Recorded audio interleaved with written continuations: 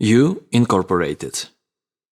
When I first moved to Los Angeles and made the acquaintance of working screenwriters, I learned that many had their own corporations. They provided their writing services not as themselves, but as loan-outs from their one-man businesses. Their writing contracts were FSO, for services of themselves. I had never seen this before. I thought it was pretty cool. For a writer to incorporate himself has certain tax and financial advantages. But what I love about it is the metaphor. I like the idea of being myself incorporated. That way I can wear two hats. I can hire myself and fire myself. I can even, as Robin Williams once remarked of writer-producers, blow smoke up my own ass. Making yourself a corporation, or just thinking of yourself in that way, reinforces the idea of professionalism, because it separates the artist doing the work from the will and consciousness running the show. No matter how much abuse is heaped on the head of the former, the latter takes it in stride and keeps on trucking. Conversely, with success. You, the writer, may get a svelte head, but you, the boss, remember how to take yourself down a peg. Have you ever worked in an office? Then you know about Monday morning status meetings. The group assembles in the conference room, and the boss goes over what assignments each team member is responsible for in the coming week. When the meeting breaks up, an assistant prepares a worksheet and distributes it. When this hits your desk an hour later, you know exactly what you have to do that week. I have one of those meetings with myself every Monday. I sit down and go over my assignments.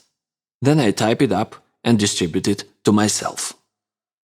I have corporate stationery and corporate business cards and a corporate checkbook. I write off corporate expenses and pay corporate taxes. I have different credit cards for myself and my corporation. If we think of ourselves as a corporation, it gives us a healthy distance on ourselves.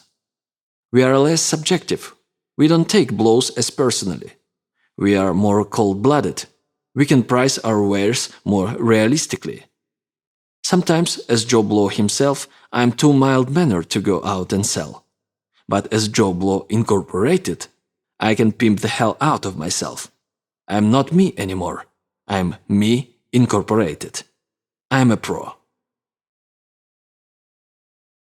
A critter that keeps coming. Why does resistance yield to our turning pro?